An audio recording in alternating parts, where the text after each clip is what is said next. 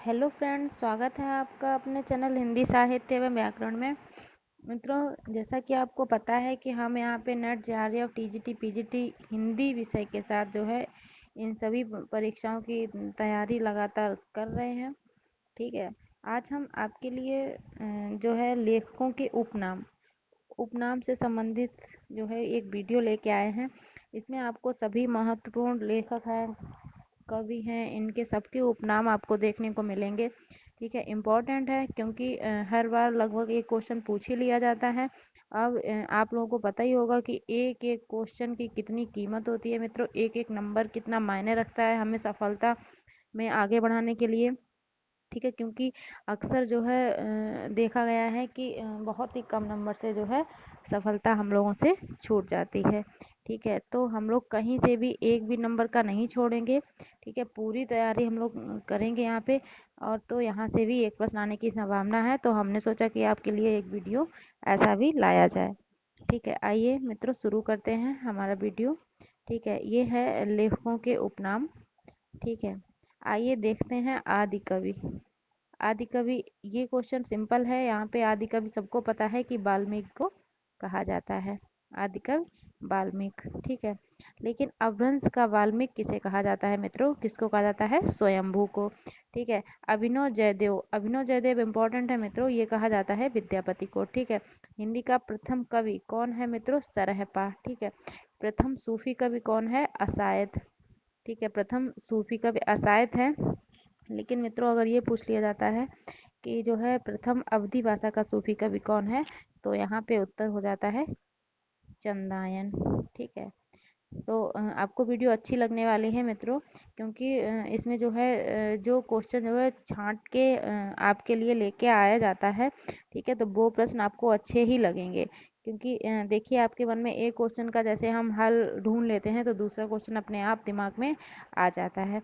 इस प्रकार से जैसे हमने सूफी कवि की बात कही, तो अपने आप से प्रथम सूफी कवि तो अशायद हो गए। ठीक है, लेकिन प्रथम अवधी भाषा का सूफी कवि किसे कहते हैं?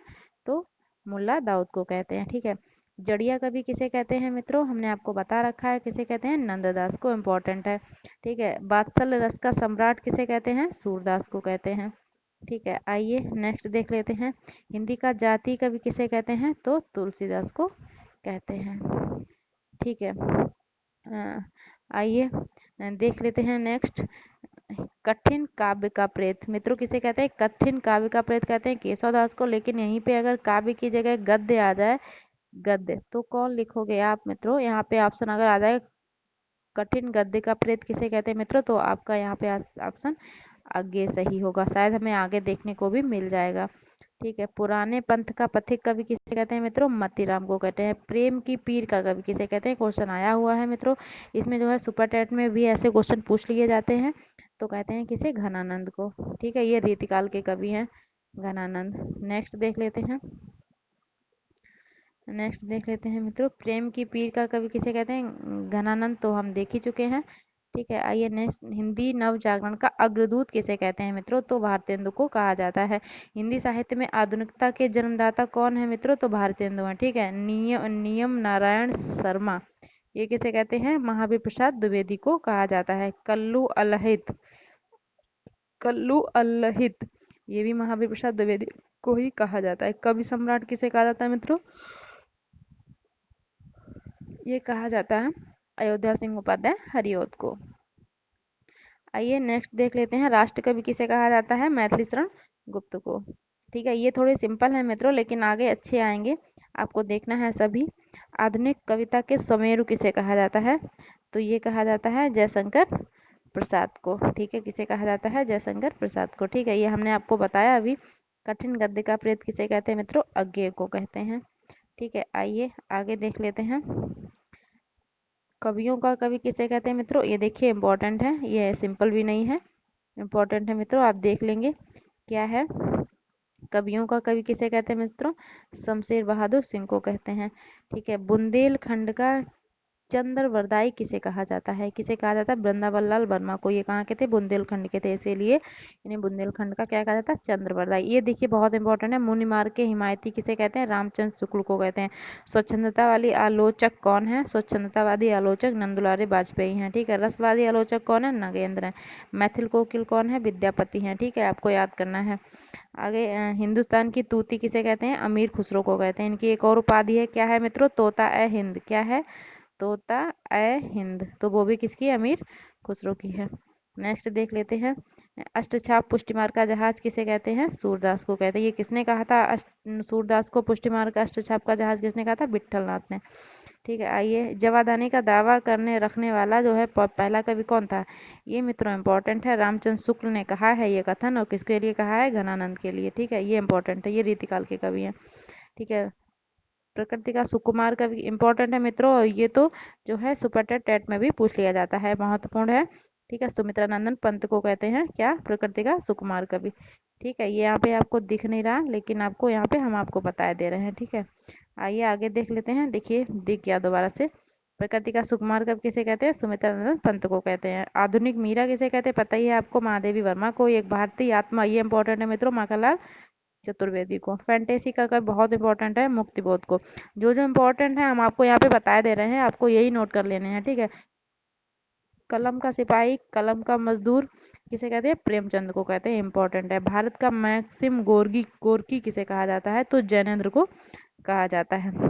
गद्य काव्य का लेखक किसे कहते हैं? ये वियोगी हरि को कहा जाता है। ठीक है। आधुनिक कवि कौन है? नागार्जुन है मित्रों। आधुनिक कवि कौन है? नागार्जुन है। ठीक है, आपको याद कर लेना है।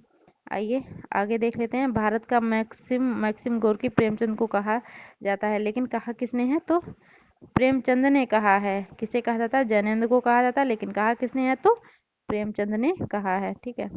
आइए आगे देख लेते हैं। कठिन काव्य का प्रेत। ठीक है, ये हो गया है। चलिए, रिवीजन हो जाएगा। कठिन काव्य का प्रेत किसे कहते हैं? केशव को। कठिन गद्य का प्रेत, ये दोनों एक ही जगह पे याद कर लेने हैं। अज्ञेय को। कठिन काव्य का आधुनिक काव्य का प्रेत ये कहते हैं निराला को। आधुनिक काव्य का प्रेत निराला को। प्रयोगवादी व नई कविता का श्लाघा पुरुष कौन है? अज्ञेय है। ठीक है। हिंदी का मार्टिन किसे कहते हैं? बालकृष्ण भट्ट को कहते हैं। हिंदी का स्टील किसे कहते हैं? बालकृष्ण भट्ट को हिंदी का स्टील कहते हैं। कहा किसने है मित्रों? रामचंद्र शुक्ल ने। ये इंपॉर्टेंट है, यहाँ पे याद रखना है आपको। रामचंद्र शुक्ल ने कहा है। ठीक है। आपको पूरी वीडियो देखनी है, क्योंकि जहाँ जहाँ पे हमें जो भी फैक्ट समझ में आएंगे हम आपको जरूर बताएंगे। तो आपको उन्हीं फैक्ट से क्वेश्चन अक्सर मिल जाते हैं, तो आपको वो क्वेश्चन वो जो है आपको नोट कर लेना है। ठीक है। आइए देख लेते हैं। हिंदी का स्टील हो गया। ठीक है। निबंध सम्राट किसे कहते हैं मित्रों? आचार्य रामचंद्र शुक्ल को निबंध सम्राट कहा जाता है। देखिए, हिंदी का एडिशन और हिंदी का स्टील, ये दोनों रामचंद्र शुक्ल ने ही कहे हैं। तो हिंदी का स्टील कहा जाता है बालकृष्ण भट्ट को। हिंदी का एडिशन किसे कहा जाता है? प्रताप नारायण मिश्र को। ठीक है, आपको याद रखना है। आइए आगे देख लेते हैं। अनल का कवि, ये देखिए नेट में आया हुआ क्वेश्चन है, यूजीसी नेट में आया हुआ क्वेश्चन है। क्या है? अनल का कवि किसे कहते हैं मित्रों? ये कहते हैं अधैर्य का भी कवि। यहाँ पे है अनल का कवि और अधैर्य का कवि किसे कहते हैं? दिनकर को।